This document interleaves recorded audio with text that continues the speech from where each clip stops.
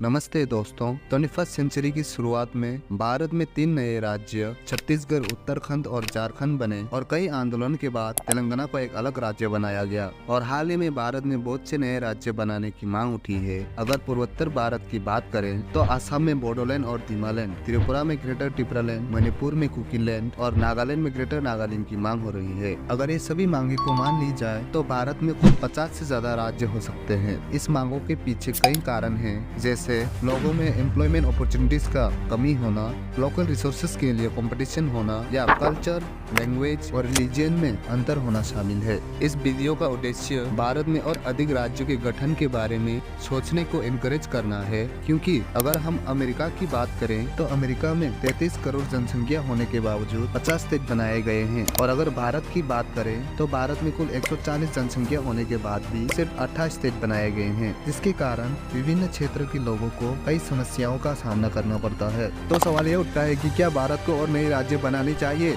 अगर बन गई तो भारत को फ्यूचर में क्या बेनिफिट्स हो सकते हैं और क्या चैलेंजेस आ सकते हैं? इन सब सवालों को विस्तार से जानेंगे हम आज की इस वीडियो पर। इस तरीके से कई राज्य इस वक्त तेलंगाना मसले के उठने के बाद से कतार में है, उसी तरीके से असम का बोडोलैंड भी इसमें शामिल होता है।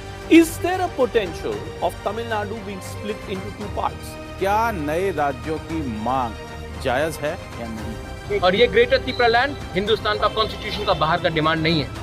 ये डिमांड हमारे दिल के अंदर है, क्योंकि हमको लगता है कि हमारे ही राज्य में हमको अपने भाषा में एग्जाम्स लिखना नहीं दिया जाता है। हमारे ही राज्य में हमारा बेइज्जती होता है, हमारे राज्य में हमें गरीब रखा जाता है। तो ये डिमांड रहेगी।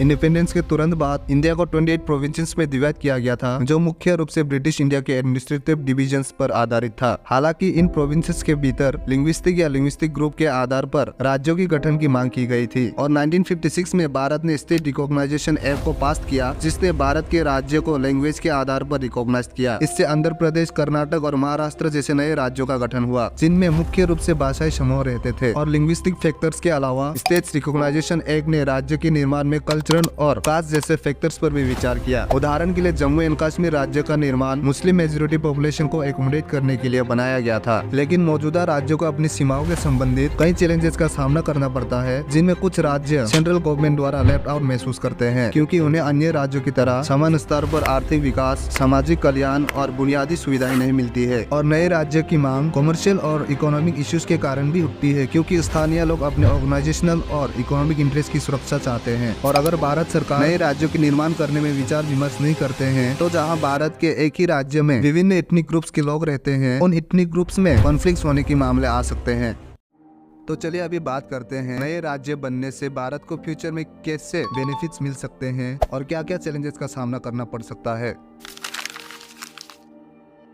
गवर्नमेंट्स को बड़े राज्यों पर शासन करना चैलेंजिंग लगता है, क्योंकि उनके पास मैनेजमेंट के लिए अधिक लोग और भूमि होते हैं। इससे डिसीजन मेकिंग और सर्विस प्रोवाइड करने में डिले हो सकता है। दूसरी ओर छोटे राज्य अधिक इफिशिएंट होते हैं, क्योंकि उनके पास संभालने के लिए कम लोग और कम क्षेत्र हैं, जो उन्हें तेजी से निर्णय लेने और अधिक प्रभावी ढंग से सर्विस प्रदान करने में अनुमति देता है। और छोटे राज्य नागरिकों की जरूरतों के प्रति अधिक रेस्पॉन्सिव होते हैं, और वे लोग क्विकर डिसीजन लेने और हर एक व्यक्ति के लिए अधिक रिसोर्सेज एंगेज करने की क्षमता के कारण बेहतर पब्लिक सर्विस प्रदान करते हैं।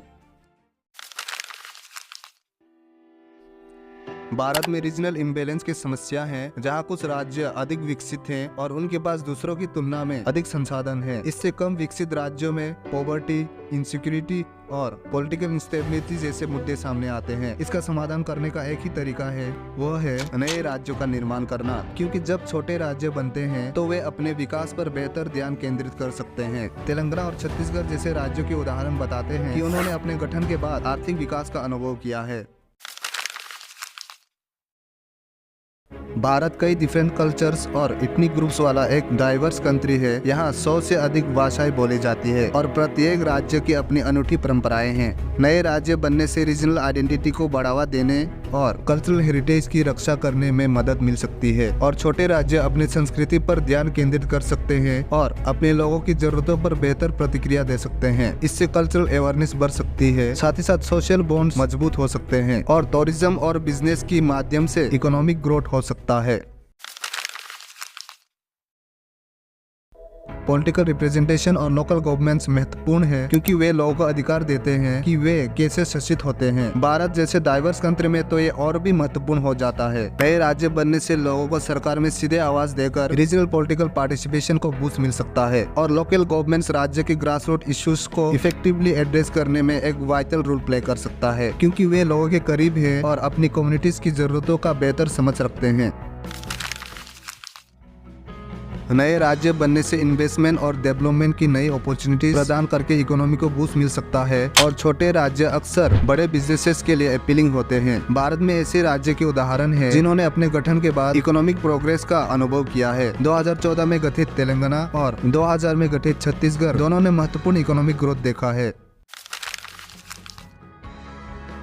भारत में नए राज्य बनाने से इकोनॉमिक ग्रोथ जैसे लाभ मिल सकता है, लेकिन इसके लिए केयरफुल प्लानिंग बनाने का आवश्यकता है। हमें नए राज्य की साइज, पॉपुलेशन, रिसोर्सेस और कल्चरल आइडेंटिटी जैसे फैक्टर्स पर विचार करने की जरूरत है। सेंट्रल गवर्नमेंट को मनी, पीपल और इंफ्रास्ट्रक्चर सहित रिसोर्सेस का फेयर डिस्ट्रीब्यूशन करना चाहिए और बाउंड्रीज ड्रॉ करना डिफिकल्ट हो सकता है, क्योंकि भविष्य में यह विवाद का कारण बन सकता है। ओवरऑल नए राज्य बनाने से regional development, cultural preservation, political representation और इकोनॉमी में सुधार हो सकता है।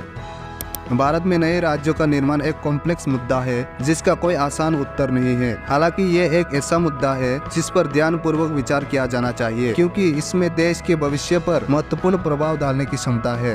अगर आपको आज का वीडियो अच्छा लगा हो तो कमेंट में जरूर बताना, और अगर आपने अभी तक त्यारे हाडू को सब्सक्राइब नहीं किया है तो सब्सक्राइब जरूर कर देना।